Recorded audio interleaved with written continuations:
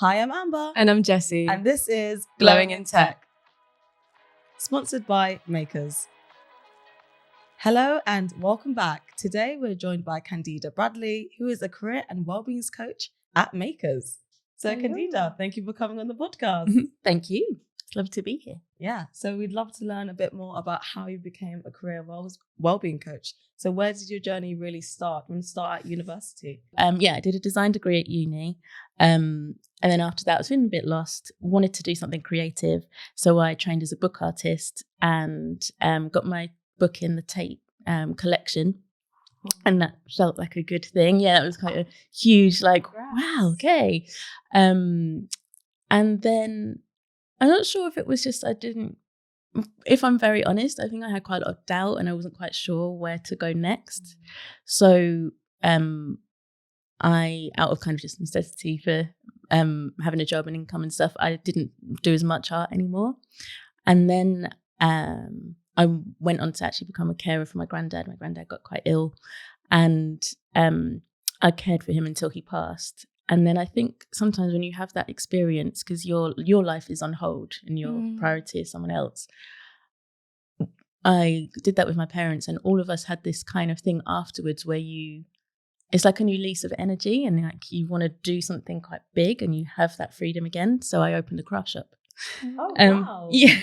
So because I was really frustrated because I was like, there's not enough good craft shops in London. Mm-hmm. I know why now, because rent is very, very expensive. Okay. Yeah. But that was because I loved making books and making up. I also loved teaching book arts. So my shop was like workshops and materials and tools and stuff. But yeah, running a business on your own is tough. So that kind of came to a point where I think it was the wrong area. It was the wrong time. I decided to close it. And then I went into admin, because I thought I needed a proper adult job and I need to stop being creative, which I think a lot of creatives can definitely relate to that push-pull. Mm-hmm. So yeah, I went into admin and then I got really burnt out and it wasn't for me. And my mental health got really bad. I had to take some time off work. And when I started to feel a bit better, I just thought, you know what, I'm going to give myself a month off before I go back into temping, which was what I was doing. And then I went to everything. I just followed my curiosity. So I went to loads of workshops. I met loads of people. I did like an event at the Museum of Happiness. It's such a lovely place. No, I've never heard of it. I want to go. I want to go. I'm like a happiness facilitator. Which is what you worked as. So it wasn't a job, but it was training. So I did this training, and more it was just I wanted to soak up the like positive vibes and that's why I'm going next. Yeah, it was brilliant. It was really good. I went to all sorts of stuff. I went to like workshops. I was going to open a restaurant or a cafe, because originally I wanted my shop to have a cafe in it, because I want space for people to reflect and create, and it just to be that calm, inviting space. But anyway, so there was like a cafe. I was like, do I go back into being an artist and a designer maker, or do I become a coach? So there were really different options. And the way I discovered coaching was when at my previous job, before I was burnt out, a coach had come in to support the students that were where I was working. And I sneakily was like, can I have a session? Like, what's this all about? You know, I did not know about it at all. And I was absolutely amazed at positive support. Yeah. It was the first time I'd really got some positive support from a professional. And I was like, this is amazing. I didn't know this was a form of support and that I could I've always wanted to help people, so I could help people in that way. So yeah, I took this month and I just followed my curiosity and did loads. And I really recommend it. Even if you can't do a month, do a week, you know, and just get out there and go to things. There's so much that we can learn from in that sense. So I decided to train as a coach. I was temping while I was training. I started doing Well-Being workshops, which combines like the bookmaking and I've always been passionate about self-development, learning about ourselves, learning about others, you know. So I was in the workshops, and then I found the Makers job, which literally said wellbeing workshops and coaching. Perfect. So it's definitely like the universe went, there you go. I was like, okay. That's what you've been working towards. Yeah, like, yeah, exactly. And it was like, wow, okay. So I did that. And then my contract, it was a contract, came to an end. And then during lockdown, I went back to Makers as a career coach. Mm-hmm. So I kind of was bringing all that well-being, passion, knowledge, experience, and then helping graduates at Makers get their first graduate role, or first role after they graduate from the boot camp. So that's what I do now. Fantastic. So very squiggly. And what exactly is a career and wellbeing coach? What is it that you do, and what do you support them students with? Yeah, it's a good question. It's a diverse role. So it involves workshops on things like your CV and your cover letter and how to adjust to a different industry. Mm-hmm. Because many of the people through Makers are career changers. So there'll be people that are like, I haven't done a cover letter before, or I've never needed a CV. So that's quite a lot of adjustment in that sense. Mm-hmm. So it's quite practical things like that. But by the nature of the Makers course, it really makes you test how you learn, how you communicate with others, and what your strengths are. You need to it's all part of that journey. Yeah. So as a wellbeing coach, you see a lot of self-doubt and procrastination, imposter syndrome, all of those kinds of things come in. So it's a difficult journey because you're trying to push yourself on a new path and face all of those things that are coming at you. So my role also involves coaching around those kinds of things that come up, because life, right? We've got to deal with life as well as pushing ourselves forward. I kind of say that getting into tech and finding your first role is like being an entrepreneur. It's got a very similar skill set. You've got to use your initiative. You've got to be proactive. You've got to be flexible and adaptable. You've got to look at every which way around something, which you do as a software developer as well. But yeah, so that's what my role involves. One thing that you spoke about previously was that you dealt with a lot of burnout, and when you're learning a completely new language, and it can be very intense. You're doing it full time. There's a huge learning curve, and it's great that we have the community, but also there's a lot of burnout that can happen. Can you walk us through any tips that you have for burnout in particular, please? Yeah, that's a really good question. I think speak about it. I think it's now spoken about a lot more. And I think knowing that it's a very real possibility, so kind of keeping support around you. So whether that is speaking to peers that you're learning with, whether that's reaching out, at Makers, like having a coaching session, but taking breaks and really defining your routine. I think what I see a lot is people will do the course and then they graduate and they're looking for a role and they have to decide their whole routine.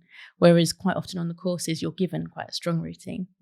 But I think really make sure you are putting something like meditation in there, physical movement, like walking, yoga, whatever kind of lets your mind and your body relax. Because I think that's really missed. It's your body too. We can spend hours sitting in front of a laptop.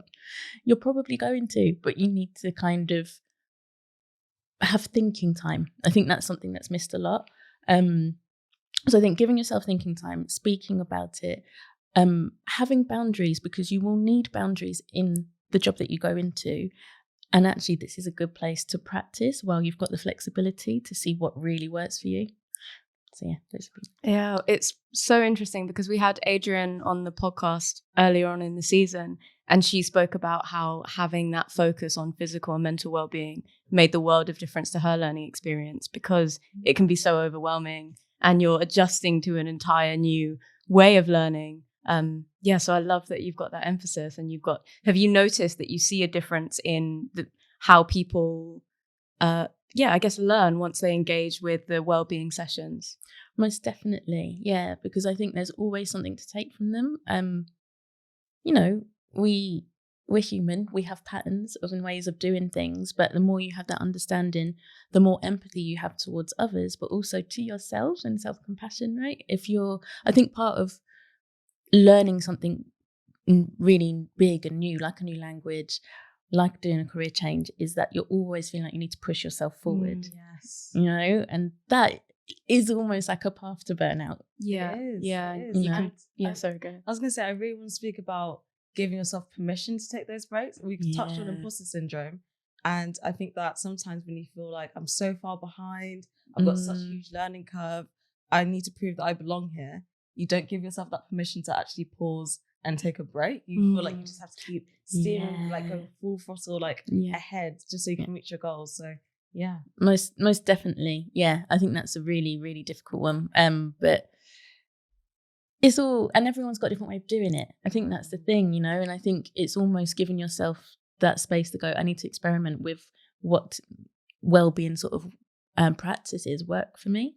So I always think that you should have a little toolkit of things and keep changing them and keep adding to your little toolkit of actually this particular bit of learning I'm doing has hit me in a different way. Maybe I need to try something different, to release that tension.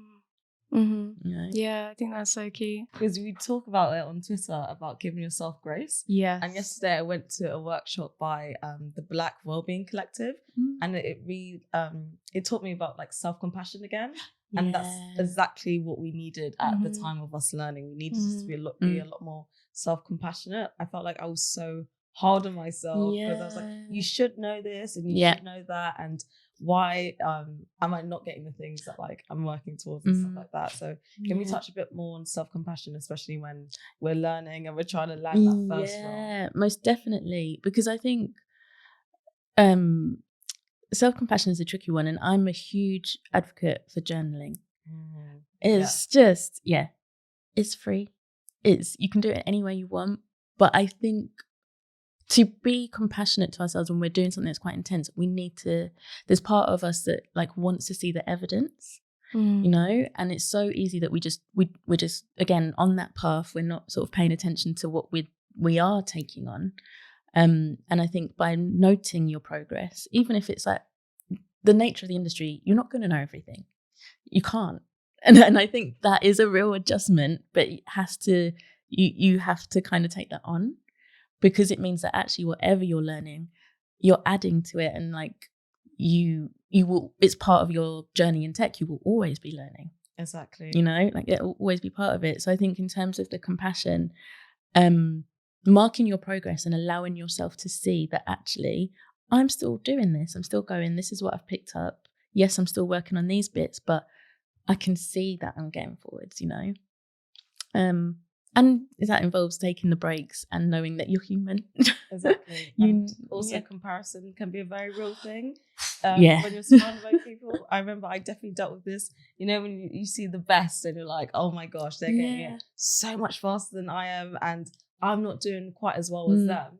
What advice would you give to people who are struggling with self-comparison, especially when we're learning all together? That's a really good question, because I think as well, especially when you're on something like a boot camp, you can see everyone. So there's all the comparison, and it's there. And it can be very obvious, this person's the go-to person because they seem to know everything. Yeah, and I think, yes, I definitely get sort of people kind of going, oh, but that person's going to get a job straight away because they know this and they're doing this. And I think that's where it's actually stopping and kind of going inwards for our resources rather than outwards. Because I think what happens is we compare, and quite often then we want to okay, well, how do I learn and do things in the way that person's doing them?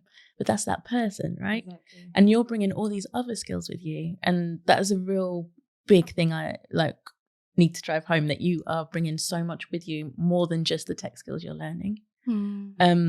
There's actually something, I don't mind sharing it afterwards. There's something called the high five test, which I think is it's really good. Okay. And my favorite number is 5, so I'm but it pulls out your 5 natural strength, your top 5. So we've got obviously more than 5, but it's really interesting for almost giving yourself the space to go, well, okay, what are my strengths? What do I naturally do? And we can look at them and think that, oh, well, everyone does that. Yeah. Right. But actually, no, they don't. We all do things in a very particular way. And I think that there's a whole sort of space of if you know your strengths and you're living by your strengths, then that kind of adds to contentment and fulfillment as well. I've gone on a bit of a tangent, but I think that for comparison will show up. it will be there, right? So if we know and we expect it and we have tools to kind of notice it and go, I've slipped into doing that, how can I just come back to what I've got to offer or what I'm curious about and what I always go on about curiosity, like so big. I think it just distracts you from what's right or wrong, because there isn't a right or wrong. Whereas if it's like, no, I'm generally going to give my energy and my focus to what I'm really intrigued by. That's also going to give you, a lot of times people talk about motivation. How do I get my motivation? Oh, I've lost it. How do I get it back? And I'm like, it's an energy, right? It will come and go. Yeah. And I don't think that I don't think it's useful for us to kind of push ourselves forward with motivation, but curiosity. I love that. That's a really nice take. Yeah, definitely. And especially in tech, I think nurturing your curiosity is such an important way to build skills. Like, we know that it's a vast landscape. We know that even within front end and back end, there's so much you can explore, and giving yourself permission and grace to kind of follow those curious paths, like those things you're intrigued by, can be a great way to stop the learning from being so monotonous. Because I think sometimes people can force themselves to be like, no, I need to get really good at this thing before I can move on to something else, and like almost make it a bit of a self-punishing thing. That was me with CSS, babe. Yeah, exactly. I was like, I need to master CSS before I go to JavaScript. and it's like, no, you can jump between those things, right? Yeah. And giving yourself permission to be flexible. It doesn't have to be so rigid. It's not like level 1 and level 2 like a game. Like, you have to pass level 1. And only once you pass it, you can go to level 2. But you can go to level 7, you can go back to level 2. But then that's the thing, when you're learning and you don't know what it is you need to learn, and you look at these like roadmaps for how to become a good software engineer, it does make it seem like you have to know that thing. I know. And especially like when you take it literally. So I would see these things and literally say, I need to cover all of these modules, and then it's almost like university, right? Especially when you come from a school background. So learning by myself was quite challenging because I really wanted that kind of structure, and that was what was helpful doing the Sky Get into Tech Bootcamp, because we had a structure, but also we were free to do our own personal learnings. And I felt like what I actually wanted was a boot camp. So I was like forced to be in this environment. Yeah. And like with other people. It just kind of depends on what you really want out of your like learning journey. But I do think that for me personally, even knowing that I'm one that likes structure, there's some people that don't appreciate that. But working out what methods work best for you. And I like the fact that we're touching on this, because you were speaking about learning how to learn. It's a huge part of it, isn't it? And that is kind of the bit that, you get really excited, you sign up to the course and you're like, I'm ready to go, and then it's like, whoa, wait, how do I learn? And I then probably a panic of like, okay, how do I get used to this? And then the overwhelm comes in, but I think once you learn how you learn, that's such a brilliant skill for life, really, and even when you touched on like kind of, we had some of the group stuff, then I had your own learning and solo learning, like, just all those places within this industry where you can pick up on how you respond to things. There's so many ways and resources of taking it in. If you prefer group stuff, there's so many groups. If it's like, actually, no, I just want a tutorial on my own, you can go and do that. So I think the diversity of the industry, I think there's it's quite amazing of like how you can diversify your search and you can research things. I've really noticed that from having like jumped around into different industries. That's not in other places in the same way, whereas it is here. And I think embracing that is important. We love a good squiggly career. We do love a squiggly career. So I think another thing that's really important is for somebody coming from a non-technical background, applying to those first technical roles, it can be difficult to know what to expect. So what are some of the top tips you'd give for people both applying to those roles and getting that first technical interview? So I think it's not underestimating everything you're bringing with you. Bars. Like, wow. It's so underestimated though. Like, I think I probably say that every day in my job. Like genuinely, people get quite stuck on like the technical abilities, but if you're, as a junior, if you're going into a supportive organization, they can teach you the tech. That's part of their responsibility. What you're bringing with you is your process and the way you work and the way you learn.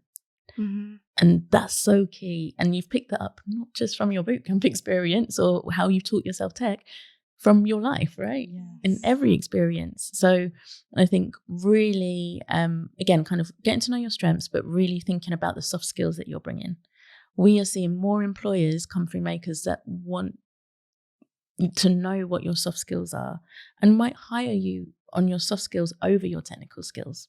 You know, we've actually seen that with some of the big ones. And I think, so I'd say definitely looking at what you bring with you. And don't underestimate things. Like people will be like, oh, well, I've only got this technical experience. Any experience, whether that is work, whether it's volunteering. For me, like caring, being a carer, you learn so much, you know? Yeah. So our lives bring us experiences. So I think really honing in on that and getting to know your strengths. And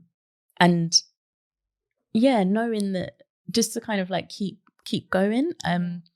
I think in terms of like your CV, I always go on about this is skill, example, impact. Okay. On your CV? Yeah. Okay. So we sort of suggest that your CV is one page and try and keep it to one page. I know that's difficult. I review a lot of CVs, so I see all sorts of things. But my look at it is, so some people might have like a skill box at the top, which is like, I'm adaptable, I'm flexible, I'm project management. They'll just put these keywords at the top. But for me personally, when I look at that, I go, well, how do I know? Yeah, you've not evidenced it. Yeah, you know, how I need to demonstrate it to me. So if I see a bullet point underneath the job role, which is saying, this is the skill, this is the example of how I used it, and this is how it impacted my team or our sales, or, something in retail would be like, created repeat and loyal custom. You know, there's always an impact. And then that's just making it really easy for the employer to see that's how that person can bring us that skill. And we want that skill. Because it's talking about adding value, right? Yeah, totally. And I think that's much more powerful than the list of skills. Yes. Because I'm not sure how you've used them. And that's a great way to also stand out in the process. Yeah. I think that one thing that I definitely struggled with coming from a non-computer science degree was, how do I stand out against those computer science guys? Yes. Yeah. What can I do? Yeah. And especially when, you're being rejected at CV stage. What about my CV needs to change? Is it the keywords? Is it the way that I'm talking about my skills? And sometimes we feel like we don't have enough to put on our CV. But like there's so many things we can add, like the courses that we're doing, the projects that we've built, and linking stuff like that to demonstrate that even though we may not have software engineer on our CV, we're still demonstrating that we're taking the steps to learn that. Completely. And I think that's really key with like the other courses and things. Yeah, it shows your journey. You're showing your journey and your passion and your interest.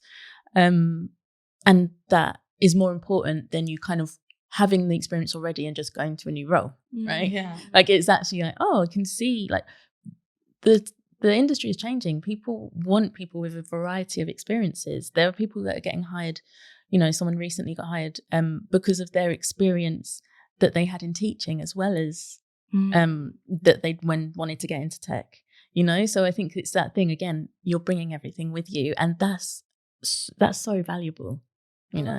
Transferable skills are very, very real. Absolutely. And it all compounds. Even though at the time you might not see it that way, you'll definitely lean on those skills at some point in that new career. Definitely. Amazing. So that's the end of part 1 with Candida. Please join us for next week, where we'll be discussing her career challenges and her tech tea. Love it. See you then. Bye. Available on all major podcast platforms.